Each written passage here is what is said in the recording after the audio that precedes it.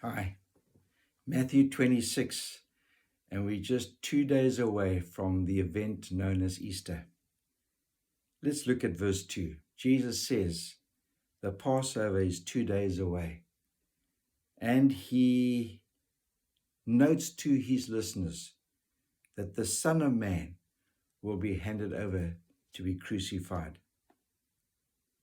Verse 4, we read of how man behind the scene is trying to scheme to arrest Jesus secretly and have him killed.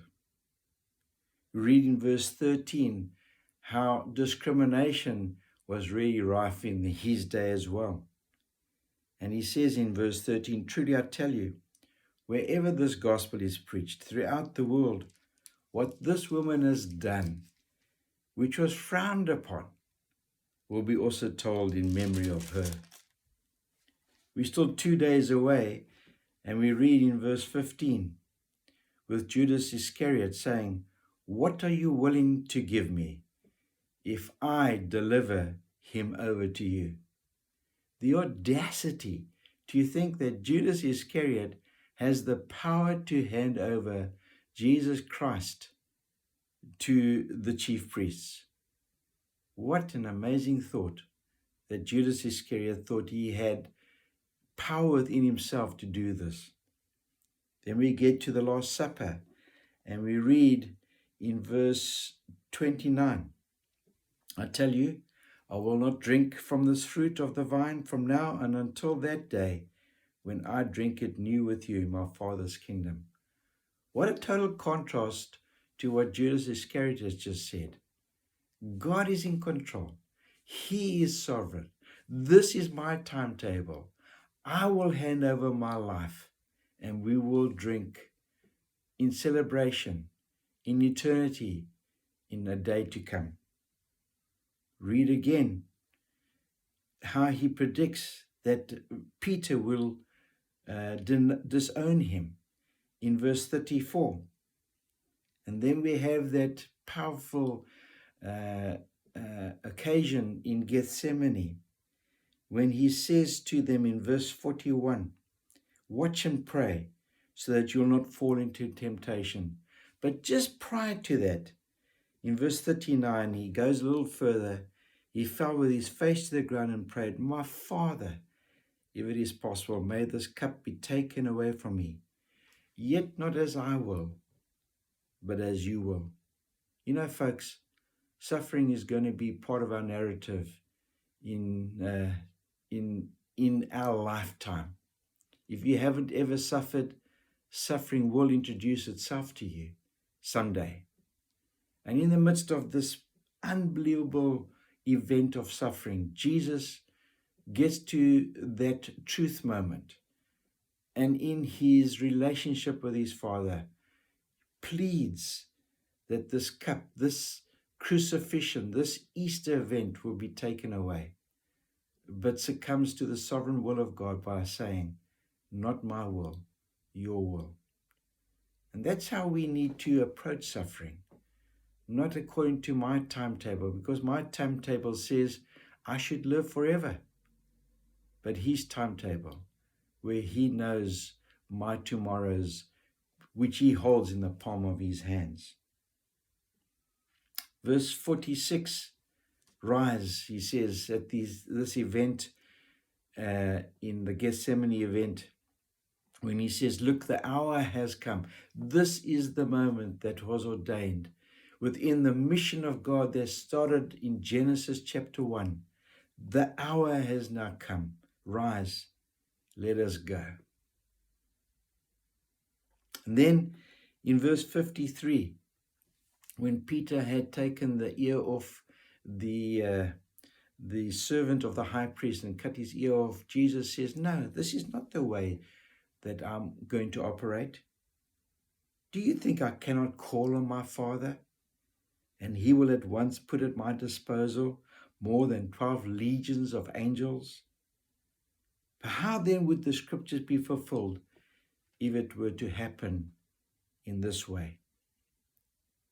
You see, it had to be a willing sacrifice, not man's way.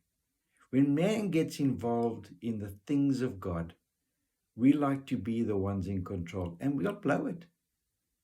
But when sovereign God is involved in our life, he does it his way, and it'll always fulfill his plan. And then in verse 56, then all of the disciples deserted him and fled. What a sad, sad narrative at this point of Jesus' need. And yet it had to be this way.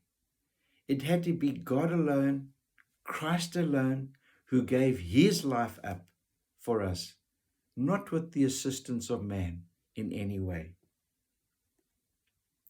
Verse 63, he stands before the high priest, but Jesus remains silent. Now is not the time for speeches. Now is not the time for parables. Now is not the time for sermons. Now is the time for silence. Because in the background, the megaphone of God's grace is starting to blare out. The band is starting to play. God's grace is starting to march forward in the midst of such silence. And then look at man. Look at man in verse 66. When they say, "What do you think?" And they answered, "He is worthy of death." Can you believe it? Man has the audacity to think that he can put a sentence upon Christ's life and say he is worthy of death. They spit in his face. They struck him with his fists. That's how man approaches this event. If only they were to know. Then we get across to the last portion of Matthew 26 with Peter. And Peter in verse 74 says, "I don't know the man." And he went outside and wept bitterly. Matthew 26. When man is involved in the event of Easter, there's bribery, there's corruption, there's the narrative that we need to be involved. We throw Christ out. We have the audacity to think that we can call him to be worthy of death, convict him to death. To think that we have the power to say to Christ, "You are worthy of death." And yet in the background, this voice of grace, this cacophony of grace, this megaphone of grace is starting to play through. And it comes through at the Easter event.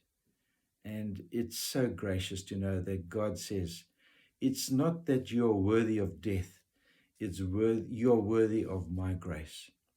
So the Lord bless you and keep you as you face this Easter. I hope Matthew 26 is a blessing to you.